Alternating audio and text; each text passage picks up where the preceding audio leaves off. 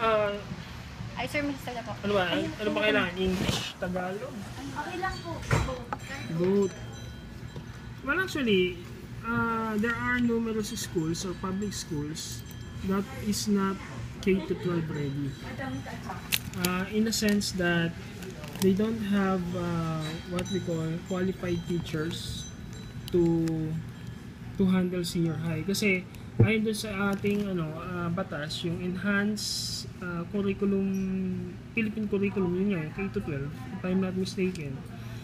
Per school should have a tracking. Ibig sabihin, kung ang halimbawa ang isang high school na ito, ang concentration niya ay para sa business or para sa mga courses like engineering, ganyan. So, itatrain nila dapat yung mga senior high school students nila ng sa kasanayan para doon, para pag sampa nila ng college, hindi na sila mahirapan.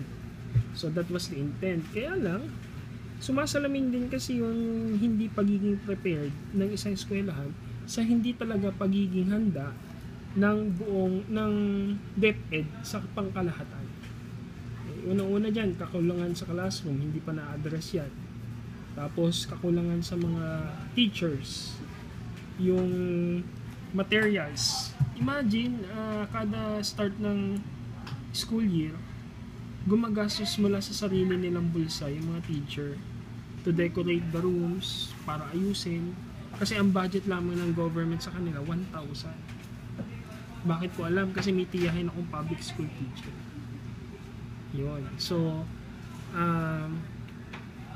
walang sa mga private, actually hindi lang naman sa public, meron din mga private schools na hindi naman din prepared. Kaya nga, ang isa pang problema dyan, pagkatapos mo sa eskwelahan na yan, katapos mo ng junior high, magsi-senior high ka, wala doon sa school na pinagtapusan mo ng junior high, yung nais mong maging o kuning kurso, wala doon sa tracking. So hahanap ka na naman ng ibang school, yung estudyante.